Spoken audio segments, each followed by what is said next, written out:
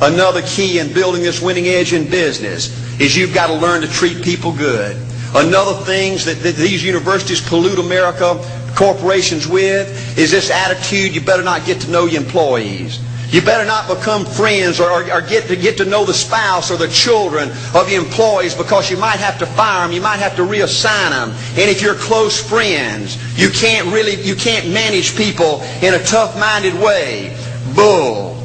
Folks, the only way to manage people and get the most out of people is treat them good. Learn to love them and care about them. Yes, it hurts from time to time, but it's the only way. You know, everybody you work with in business, you've got to look at them and pretend there's a flashing sign on their chest. And everybody's asking you, make me feel special. Make me feel important. Say something good to me. I want to be somebody. Another key of winning in business in America today is, folks, you've got to establish the right kind of priorities. First company I went with 15 years ago was ITT. When I was out there struggling, dying every day, wanting to quit and go back in coaching 1,000 times, my first heroes in this business were vice presidents at ITT making $40,000 or $50,000 a year. And I said, man, if I could ever get to be that kind of person, it'd be a dream come true. I couldn't want any more out of life. A few years later, I earned the right to get promotions to that level and found so many of my heroes in business, their personal lives were a disaster. They were alcoholics and divorced 3 and 4 and 5 times. I just read an article by the author of In Search of Excellence, and I saw where he says, I can't find evidence of any successful business person in America that's not tunnel vision, that just doesn't give everything to business. Folks, I said back then, 15 years ago, that if that's the price you've got to pay to win in business, it's not worth it. 15 years later, a multimillionaire. Folks, I can stand and preach to you that you can't separate your personal life from your business life. God's got to come first. Your family's got to come second. And business has got to come third. And I believe if you have a lousy spiritual life and a lousy personal life, long range, it's going to be devastating to your business. Another thing in building this winning attitude.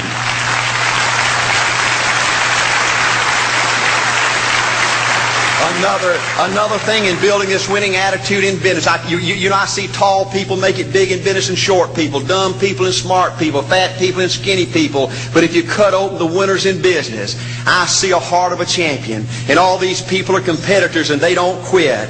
I believe desire and will to win is everything. I don't know why I'm like I am, but my butt's always burning. There's always something say, Art, dadgummit, you're supposed to go for it. Art, dadgummit, you're supposed to be somebody. You're supposed to make a difference with your life. What does the $500,000 a year person do? The $50,000 a year person doesn't do. You look at the outside and study those two individuals, everything seems to be the same. They both are the same sex, they both are the same age, they have the same training, the same positions, the same contract, the same fringe benefits. They both are successful, they work hard, they're good family people, make tough commitments. But what's the difference? What does the $500,000 a year person do? The $50,000 a year person doesn't do. He pays the price and a little bit more. He works hard and a little bit more. He's loyal to the company and a little bit more. He bleeds and a little bit more. He makes money and a little bit more. He saves money and a little bit more. If you want to win in these United States, you got to be tough and you can't quit. The last thing I'll talk to you about today in building this winning edge is, folks, if you want to win in business, you got to be a leader. Leadership is everything. You show me anything in these United States that win, I'll show you a leader at work. You show me a successful church, Boy Scout troop, club, football team, business, I'll show you something run by a leader. See, I thought at one time in my life you had to be smart to win. I used to have these smart people that dress so pretty and talk so pretty and use these big words. They just intimidated me. And I said, Art, you can't ever be that good. Why don't you just throw in the towel and go on back and coach football for a living? And I found two things out about smart people. I think it's almost impossible for a smart person to win in business in America today. Because I find smart people spend their whole lifetime figuring things out. They're always trying to figure out an easier way and a quicker way. And another thing I found out about smart people is they just don't get around to doing nothing. And see, somebody like Art Williams, everybody said, well, he can't do it. And somebody like that can't do it. But he does it.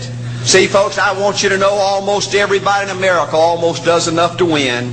They almost get there. They almost are over the hump. They almost have it going. They almost, in everything they do, almost is a way of life to almost everybody in America. But the winners do it. What do? They do whatever it takes to get the job done.